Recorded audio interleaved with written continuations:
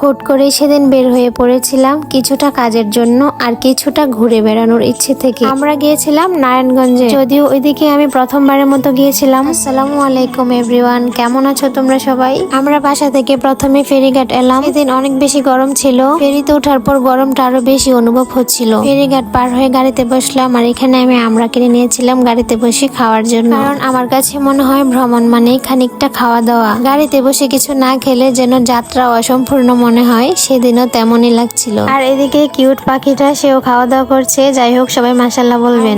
যেতে নদী পার হতে হয়েছিল ফেরি দিয়ে। আমাদের বিষ্ণুন্দী ফেরিঘাট ছাড়া অন্য কোনো ফেরিঘাট আমি আগে দেখিনি, অন্য ফেরিতে ওঠাও হয়নি কখনো। যাই হোক, আমাদের যেখানে যাওয়ার কথা ছিল আমরা সেখানে চলে এসেছি। আর আমাদের গন্তব্য ছিল নারায়ণগঞ্জ শিল্পকলা একাডেমির আশেপাশে। সেখানে গিয়ে দেখলাম শিল্পকলা একাডেমির সামনে ফুটপাতে অনেক দোকানপাট বসেছে, মানুষজন নিউ মার্কেটের মতো ভিড় করে কেনাকাটা করছে। পুরো পরিবেশটাই প্রাণবন্ত আর জমজমাট। সবকিছু ভিডিও করছিলাম কারণ জায়গাগুলো আমার কাছে নতুন ছিল, আগে কখনো আসিনি, তাই আমার কাছে বেশ ভালো লেগেছে। আমাদের ঘোরাফেরা প্লাস কাজ শেষে আমরা বাড়ি ফেরার পথে একটা রেস্টুরেন্টে ঢুকলাম। এর মাঝেই সবার বেশ ক্ষুধা লেগেছিল। জায়গাটা ঠিক কোথায় ছিল মনে নেই, তবে এখনো মনে আছে সেদিনের খিচুড়ি ছিল আমার জীবনের খাওয়া সেরা খিচুড়ি। গরম গরম পরিবেশন, স্বাদে অসাধারণ, আর সাথে ছিল একটা জলপাইয়ের আচার। জলপাইয়ের আচারটা অনেক বেশি মজা ছিল, খিচুড়ির সাথে অনেক বেশি ভালো লাগছিল। আর এটা ছিল বিফ খিচুড়ি। লোকেশনটা মনে থাকলে হয়তো এই খিচুড়ি খাওয়ার জন্য আমি আবারও যেতাম, কারণ আমার কাছে এতটাই ভালো লেগেছে। খাওয়ার পর আবার রওনা দিলাম, তারপর চলে আসলাম ফেরিঘাট। আসা মাত্রই ফেরিটা চলে গিয়েছিল, তাই অনেকক্ষণ অপেক্ষা করতে হয়। অনেকক্ষণ অপেক্ষা করার পর ফেরি পেলাম, তারপর বাসায় চলে আসলাম। আজকের ভিডিও এই পর্যন্ত। ভালো থেকো সবাই, আর আমার পেজটি লাইক ফলো করে দিও।